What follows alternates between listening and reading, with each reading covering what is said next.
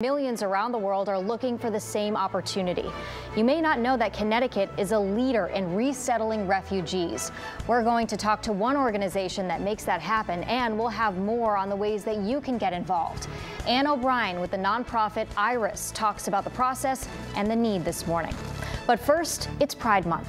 It's about a lot more than a flag. We're sitting down with someone who works year-round statewide to foster pride beyond June and policies that protect the LGBTQ+ community in Connecticut. That's all this morning on The Real Story.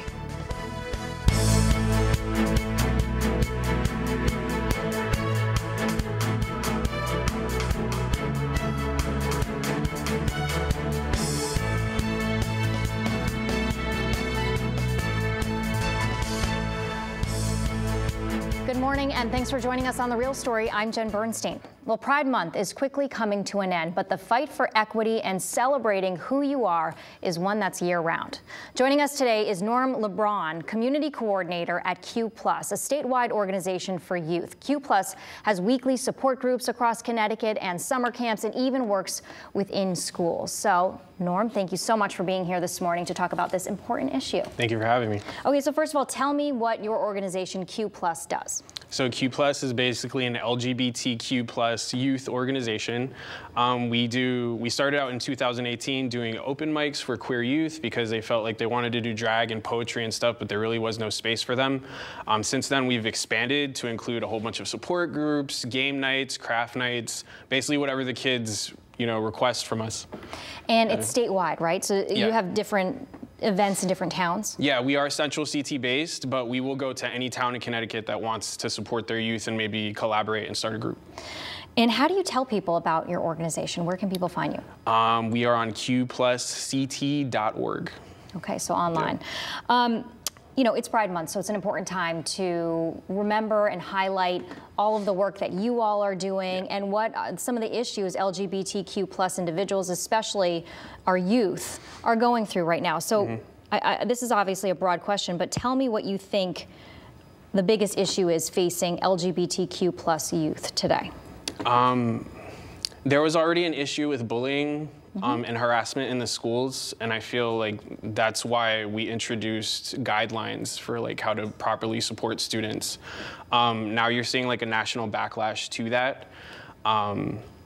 And right now they're feeling really alone and isolated across the country, and we're already getting contacted by families from places like Florida and Texas on how they can move up here and if there's any resources to support them in their move because they don't feel safe in their home states anymore. Wow, so you're saying that in other states, and specifically what states you said, Texas? Texas and Florida. That you're getting calls from parents about what our state does here and the support that's there because of children and their families? Yeah, they don't feel safe there anymore, so they're asking if there's resources to help them move up here, and once some people already have moved up here, they're asking what's available for their kids because their kids are starting school in a whole new different place. So. You said that you created some guidelines. Is that the work you're doing within schools to help assist schools? The state created guidelines on how to properly support LGBTQ youth. Got it. We will often go into schools and do in-service, and my boss, Mel Cordner, is really great at that. They go around to any school in Connecticut that needs guidance on that subject, and they do seminars and workshops, and they work with the staff to make sure that they can find ways to properly support their youth. Connecticut's always been a leader in this arena, or at least at the forefront. Do you feel like we are in a good place right now, and where else could Connecticut go to make things even better for individuals? I feel like on a national level, Connecticut is a leader, and we are a true shining example of how we can treat our trans and LGBTQ+ populations with dignity and respect. I think when you get to a local level, you're starting to see the differences in opinion. A lot of school boards up here in this state are having book bans and all sorts of stuff happen just all around the country. So that's not anything that we've been spared from. But I do think overall Connecticut is a really great place for LGBTQ youth. Yeah, let's talk about the book ban issue because we had an issue in Newtown that got attention. It's a trend we're seeing around the country. And a lot of the controversies are about books that have LGBTQ plus content in them. Is that something that you're talking about as an organization with the young people that you help and represent? What's the discussion going on with you all about that? So we don't really work directly with the book ban situations themselves. But is it a discussion within your Yes, kids are definitely like coming up to us and telling us everything that happens in their schools. And when a kid sees that growing up in their school and they see that like they're making efforts to erase people like you from literature, from books in the library, it makes them feel a certain way, it makes them feel isolated, makes them feel like they might not be able to be themselves in that environment.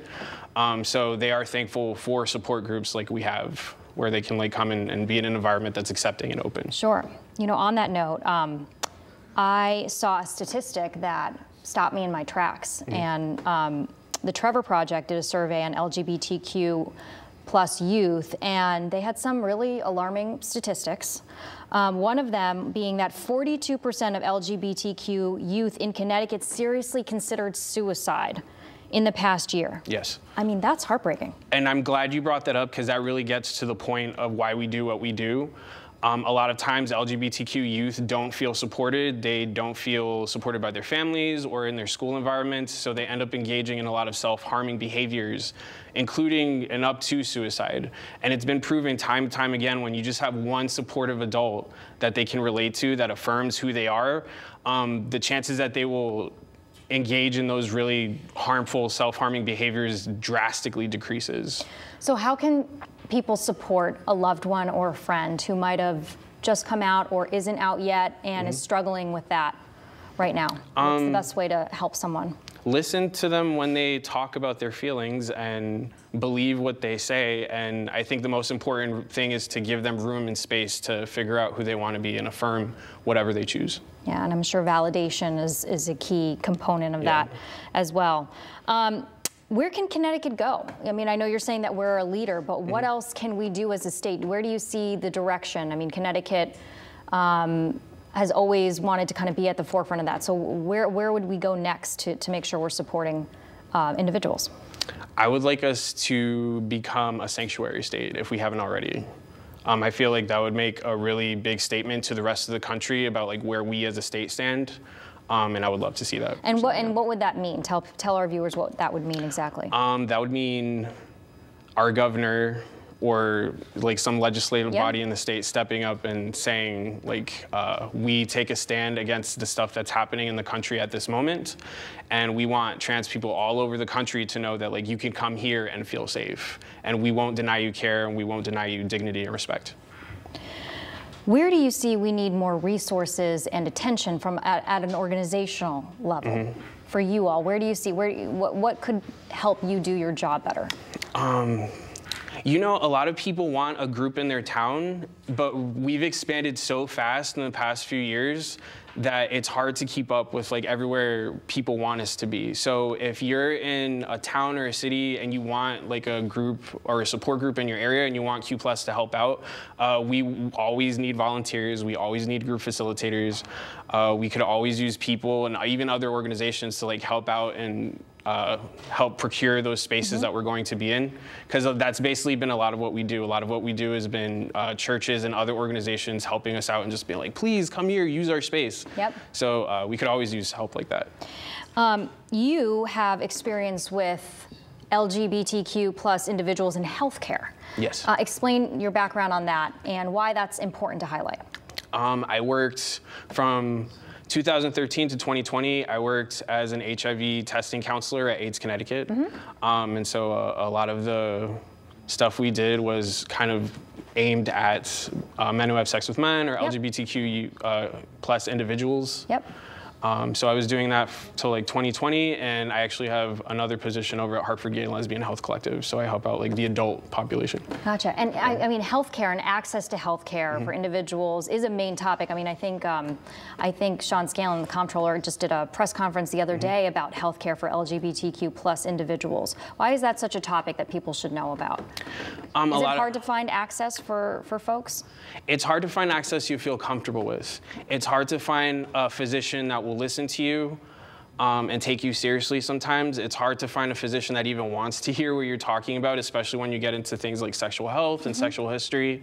I know a lot of LGBTQ people who have avoided going to the doctor for years because of the shame and humiliation they feel because the provider, might not be looking at them the right way, or might treat them poorly because of some perceived preconceptions about LGBTQ people. Sure. So I think that's the most important thing, is just learning how to give care but be culturally competent while giving that care. Okay. Well, Norm LeBron with Q+, thank you so much for coming here and highlighting this very, very important issue. Make sure you check them out, especially if you have someone who needs support in our state, a young person. This is such a large and important conversation, and Fox 61 is committed to continuing to tell individual stories this year-round, not just this year. Streaming on Fox 61 Plus, on our website, and on our news app, you can find our Pride special. Pride is everywhere. That's what it's called. An hour of history, celebration, and conversations for change. So make sure you check that out. All right, there's still a lot more to get to here on The Real Story. This morning, more than 117 million refugees will need a home this year, according to UN estimates. So where do these people who have been forced from their countries with nothing left go? Well, many come right here to Connecticut, and a group named Iris resettles them in our communities, but not without help. One of the organization's leaders will share with us how great the need is, the process to come to Connecticut, and how everyday people can give a family a new life. Stay with us.